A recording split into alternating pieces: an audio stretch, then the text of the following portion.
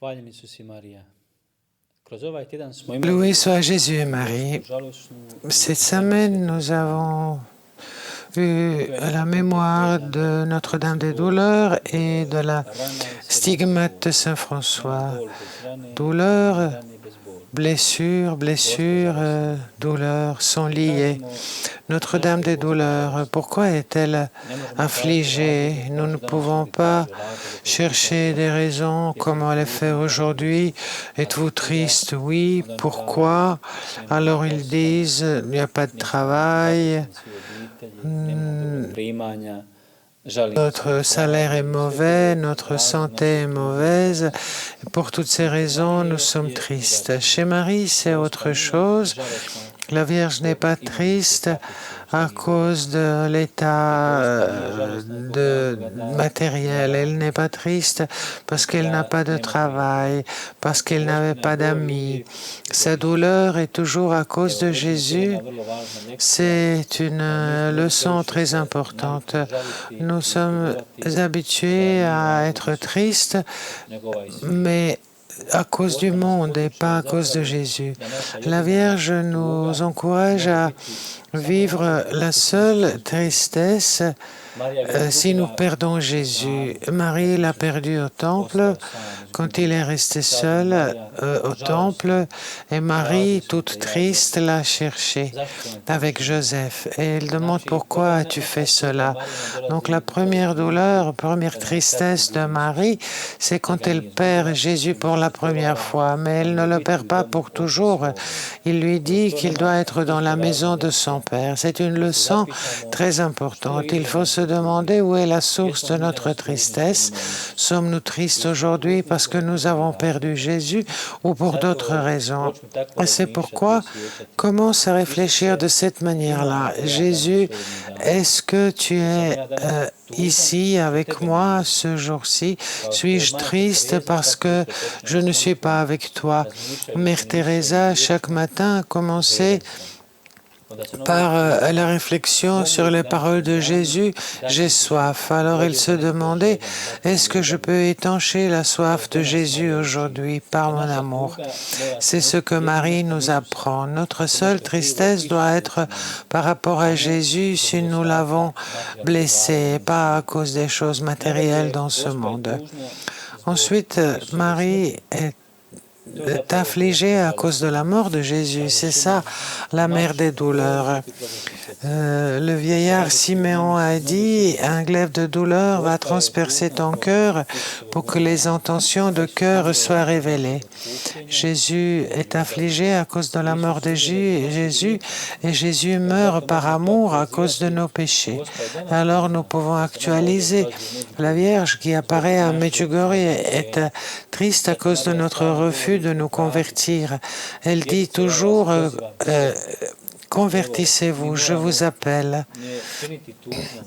Ne rendons pas Marie affligée. Nous le faisons si nous commettons le péché, parce que le péché aujourd'hui encore blesse Jésus et sa passion continue si nous commettons des péchés, surtout des grands péchés.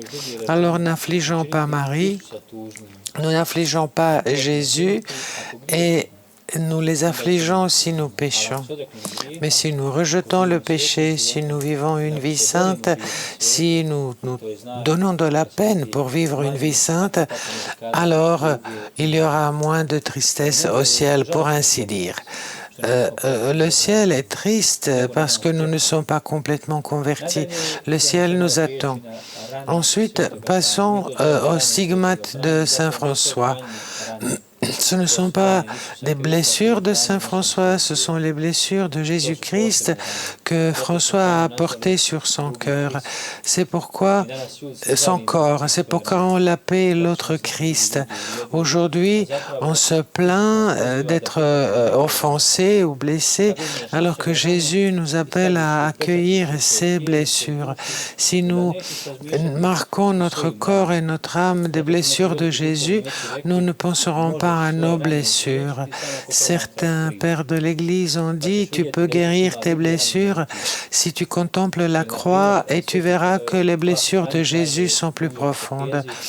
Le pape François dit, nous sommes guéris à travers l'Eucharistie, notre cœur et nos douleurs sont guéris à travers la messe.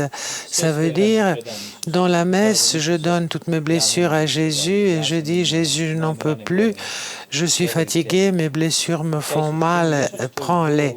Et Jésus prend ta douleur, il t'embrasse. Et après chaque messe, on est guéri. Dans chaque messe, si tu donnes ton cœur blessé, et tu es guéri, il y a une guérison. Et c'est pourquoi après chaque messe, je me sens libre, je n'ai aucune douleur, je suis guéri. Voilà ce que nous devons faire aujourd'hui, ne pas tourner autour de nos blessures. Le pape François a dit, arrête à lécher tes propres blessures, comme un chien. C'est étonnant, mais c'est comme ça. Quand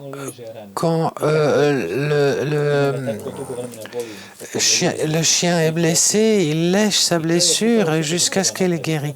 Nous devons faire l'inverse. Nous devons lâcher et pas lécher nos blessures, ne pas les rouvrir sans cesse. Un petit enfant, les parents lui disent ne touche pas, ça va guérir, ça va guérir. Le sang se sèche, il y a une cicatrice, ou après il n'y a plus de cicatrice. Et si nous touchons tout le temps la blessure, le sang coule sans cesse. Alors il faut lâcher ces blessures si tu veux guérir. Sois comme Saint François. De grands saints ont porté des stigmates comme Padre Pio. Et Padre Pio a dit que c'est une bénédiction, mais aussi une responsabilité. C'est tellement difficile de porter les plaies de Jésus.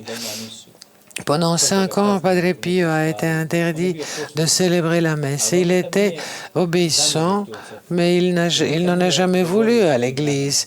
Il n'a jamais parlé de ses stigmates, peut-être parce que c'était les blessures de Jésus. Il n'a pas eu le temps de penser à ses propres blessures. Il a compris que ces blessures sont rien en comparaison aux blessures de Jésus-Christ. Voilà pourquoi Medjugorje est une sorte d'hôpital. Des gens viennent ici avec des blessures. Qui est venu sans blessure? Et ici, les blessures sont guéries quand nous les confions à Jésus et à la Bienheureuse Vierge Marie. Qui peut mieux guérir ton âme et ton cœur, sinon la Bienheureuse Vierge Marie? Tu demandes pourquoi ils gravissent sur les collines, pourquoi ils prient la Vierge pour avoir moins mal, disent-ils, parce que la Vierge comprend notre douleur.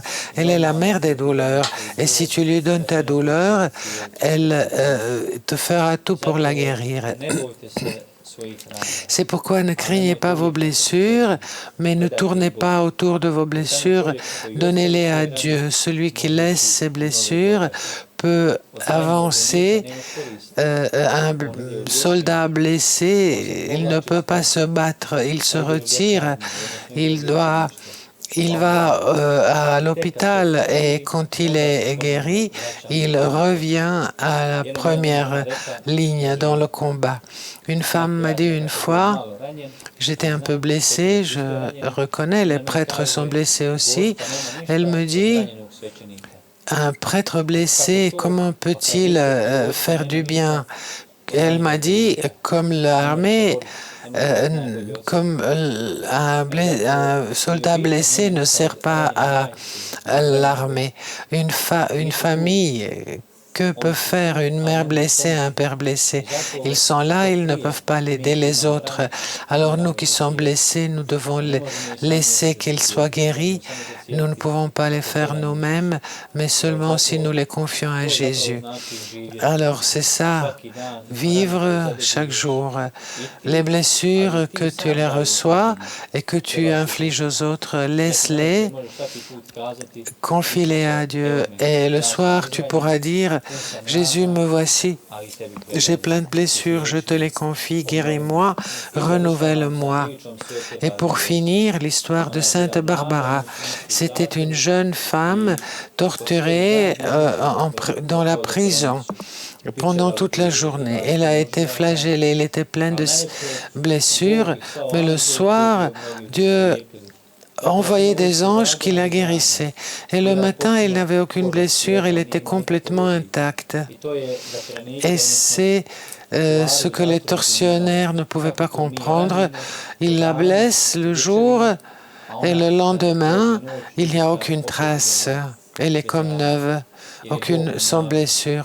C'est Dieu qui l'a renouvelée, qui l'a guérissée. C'est ce qu'il fait Dieu dans notre vie. Lors de la journée, on nous blesse, des relations humaines, la télé, les médias, les infos. Nous sommes blessés, mais le soir, nous pouvons invoquer Dieu et lui dire, Jésus, je m'abandonne à toi, renouvelle-moi comme tu as fait pour Sainte Barbara. Et le lendemain, tu te lèves, tu commences une nouvelle journée sans aucune blessure. Ne crains pas, tu donnes tes blessures à celui qui a été blessé lui-même, Jésus-Christ. Et c'est pourquoi il reste toujours sur la croix transpercée pour que nous sachions qu'il prend sur lui nos blessures. Et l'image de Jésus que nous imaginons aujourd'hui, maintenant, c'est l'image du crucifié. Le pape François a dit une fois, il a accueilli des signes de chaque religion et il a apporté l'enfant Jésus. Et on lui a reproché, oui, Jésus enfant, Jésus bébé, mais notre identité, c'est le crucifié. Et tout le monde, on dit que le pape devait apporter le crucifié pour montrer notre symbole. Oui, dans le crucifié se montre la douleur de Marie, nos douleurs et les stigmates de François. Alors ne craignons pas donner notre blessure à Jésus.